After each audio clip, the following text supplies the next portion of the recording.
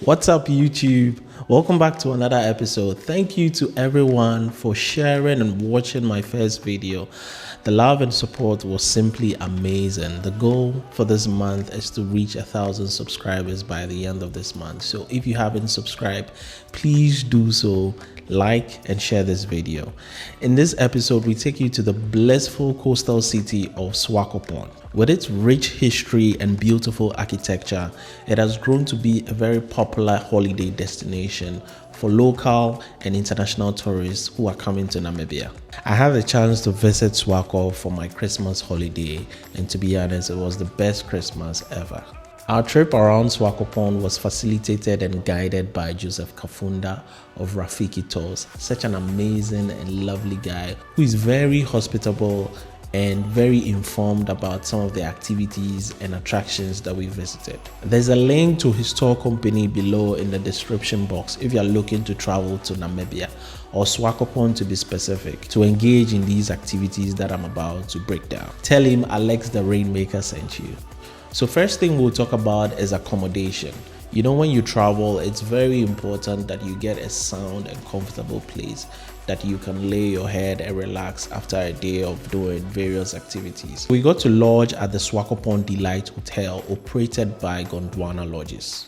I was mesmerized by its quirky vintage design and look, something I hadn't really seen at various lodges that I had been to. Let me highlight that we collaborated with Gondwana Lodges, which is one of the biggest hospitality group of companies in Namibia, as they welcomed and hosted us in their lodges across the country. So if you're a fan of that quirky, freestyle, lifestyle, flair design, I'm sure you really like the Swakopmund Delight Hotel. There are other very comfortable guest houses and Airbnbs, while the beachfront is dotted with several self-catering homes, lodges, luxury spa hotels, and more. So there's truly something for everyone depending on your budget if you're looking to visit Swakopmund.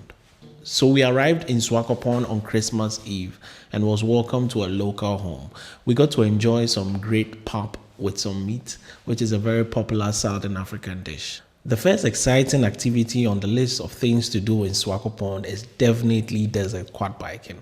We had the opportunity to do this with desert explorers, and my goodness, the sheer thrill and excitement of riding a quad bike through the boundless sand dunes is something I just can't describe with words. You can also choose to do camel riding, which is very classical and Instagram worthy. I'll share the details below with desert explorers if you are looking to try out the desert quad biking if you are in Swakopmund.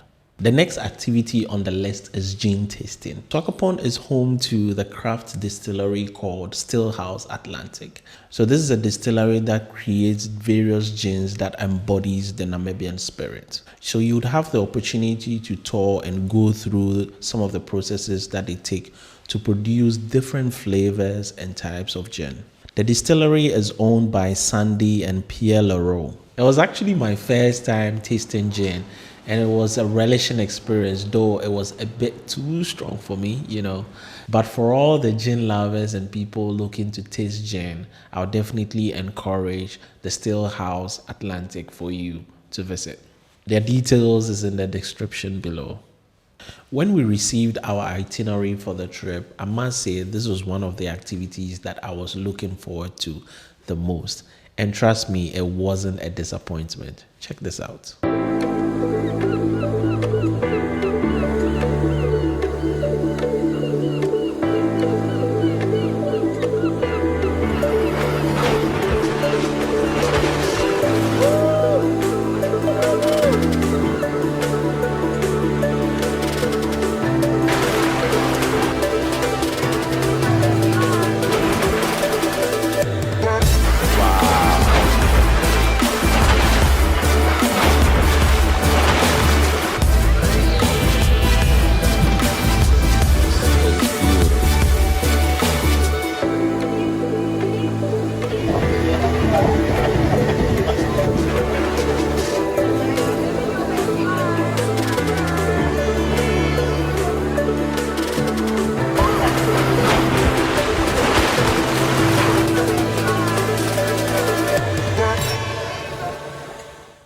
So courtesy Laramon Tours, we got to cruise on the Atlantic Ocean as we got to see bird and mammal life up close. When we were about to start our boat cruise experience, we got to see the seals even climb onto the boats as the guide was playing with them and giving them fish, playing around with them. And to be honest, it was a very beautiful experience. So on the boat cruise experience, you get to see dolphins swimming and jumping into the ocean.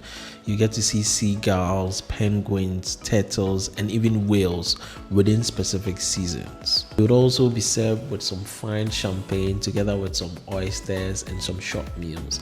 So you can have this great experience with your friends and loved ones. You would also have the opportunity to meet new people and share great memories. The service delivery from Laramon Tours was simply amazing. Shout outs to the crew, especially Kathy, for this amazing experience. So I would highly recommend Laramon Tours if you're looking to have the boat cruise experience. Their details is in the description below. The Cape Cross Seal Reserve is another place to visit if you're looking for a marine life experience. The place is a sanctuary for the world's largest breeding colony of Cape Fair seals. And I mean, it's really, really large. With the drone shots, you could see the land space they were occupying, and they are estimated to be over 200,000 seals during the breeding season. So this is a chance to come up and close with these beautiful creatures. The stench is very strong, so just be a little prepared for that. Let's talk about food. You know, if you are someone who travels a lot because of food, Namibia is a place that you will love so much because of the traditional food that they offer. We visited a couple of Namibian traditional restaurants like the Olopali traditional restaurant. This restaurant had different types of delicious meals that would leave you licking your fingers. We also visited the Hafani traditional food restaurant as well and enjoyed more traditional Namibian meals. A special seafood dish was also prepared for our team, and we really savored this experience. We visited another amazing traditional cook called Enna of the Okasmiley restaurant in Walvish Bay, where they prepared the food in their home. You know, this gives you the feeling of visiting a typical Namibian home and not just a set-up restaurant. Back in Ghana, I'd always enjoyed goat meat together with some soup and some fufu.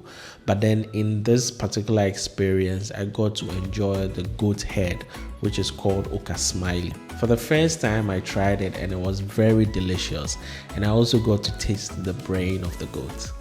I'll definitely entreat you to visit these traditional restaurants and have the authentic Namibian gastronomy experience.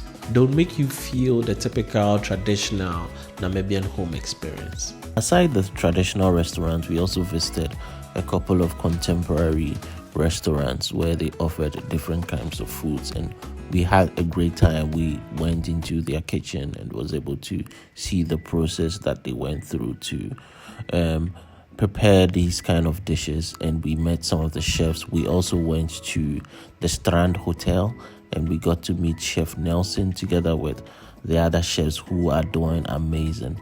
So I would encourage you to explore more places in Swakopmund and enjoy the best of food. Another activity that you can engage in is doing the city tour.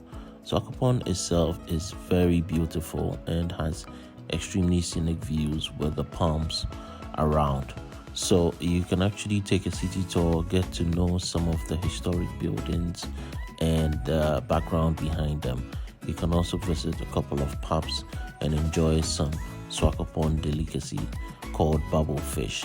So we actually visited the Old Sailor restaurant and we had some bubble fish, which is very delicious. Another activity on the list is visiting and climbing the Dune 7. Dune 7 is among the highest dunes in Namibia, and when you climb it, you get to see the Atlantic Ocean as well as the scenic views of the desert sand dunes. You'd love it. On this trip, I got to see a lot of animals that I never imagined in my life that I'll get to see. I got to see flamingos. This was at the Walvish Bay Lagoon, which is a sanctuary for marine birds. The best time to go is at sunset, and it's a very beautiful experience to watch. Another iconic place to visit is the Swakopmund jetty. It has a lot of history behind it, as it was first built with wood and later renovated to be built with iron. This is a place that would give you scenic views of the Atlantic Ocean and is a perfect place to relax and take some great pictures. Other activities that you can engage in that we didn't get to, but I would highly recommend for you, is visiting the Sandwich Harbor. You can also engage in skydiving, snowboarding, scenic flights, and many others. Swakopmund is definitely a place that offers different experiences for every traveler. So that's it for this episode. I hope you've been intrigued by these activities for you to plan your trip to Namibia. Trust me, it will be a trip of a lifetime. So join me on the next episode as we take you to the almighty Sources Village featuring the Dead Village. We take you through things to expect in the Namib Desert, activities and places you can lodge, and many more. Make sure to subscribe. We're trying to reach 1,000 subscribers by the end of this month. Like and share this video to support this channel for more travel content. Take care. Bye-bye.